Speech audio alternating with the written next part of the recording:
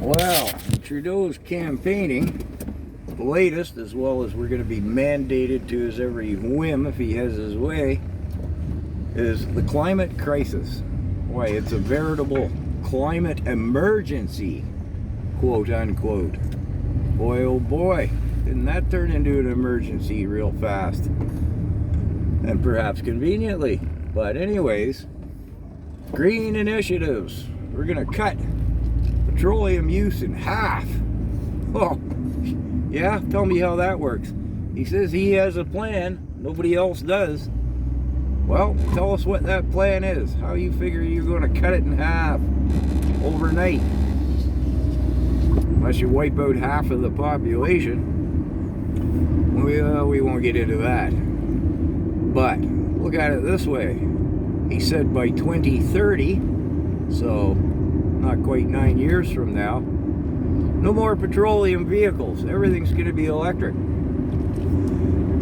Well, if we put one electric vehicle in each house, and most Canadians have more than one car per household, but one car per house, we would have to double our electric grid, literally double our electric grid, and the hydro generation for that. So, first question, where are you going to put all them windmills and solar panels? On top of the farmland? Can't grow food under them. Guess that won't work. Oh, we could cut down a whole bunch of trees. Plant them there. Them solar panels and them windmills. Yep, that sounds awfully green to me. And then, it's a fact that despite mankind's best efforts to date, windmills, wind turbines, I guess I should say, and solar panels do not pay for themselves over their lifetime. I don't mean just economically, I mean in the sense of being green.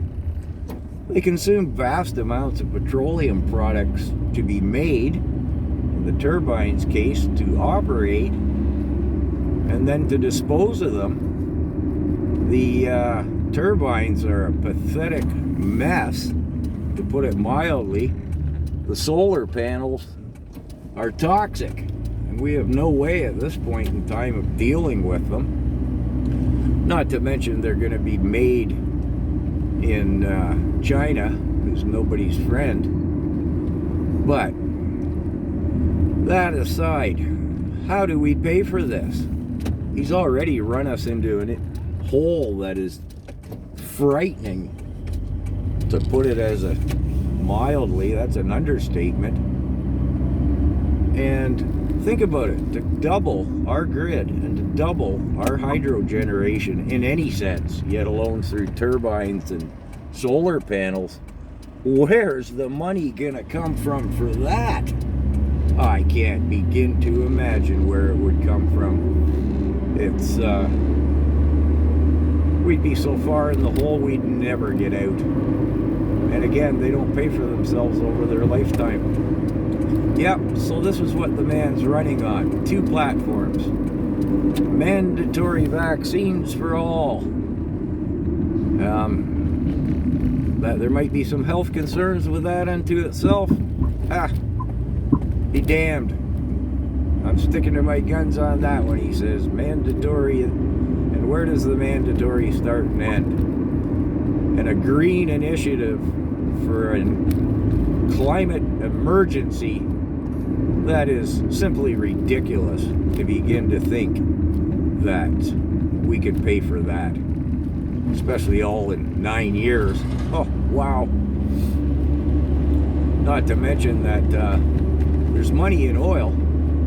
Well, there would be if we used our own instead of his plan of shutting down Alberta and alienating the western provinces. Yeah, there's some good thinking. So anyways, people, I know everybody's upset, agitated, annoyed, frightened even, and so they should be, with the political decisions that we have to make before September 20th. But here's some food for thought. Vote this guy back in, and in your lifetime, or as long as he lives anyways, he'll never have to worry about making political decisions again, because he won't have to vote again. He'll get the dictatorship he so evidently wants. So that would just solve you all a lot of frightened thinking, wouldn't it? Just, yeah, vote this guy back in for another 4 years. Everybody questions, why is he running? Why is he running? I'll tell you why he's running, why he's called an election now. Worst case scenario, he's back with a minority. Still has another 2 years. He can still swing his backroom deals with his buddy, the NDP terrorist. Best case scenario, he gets the majority.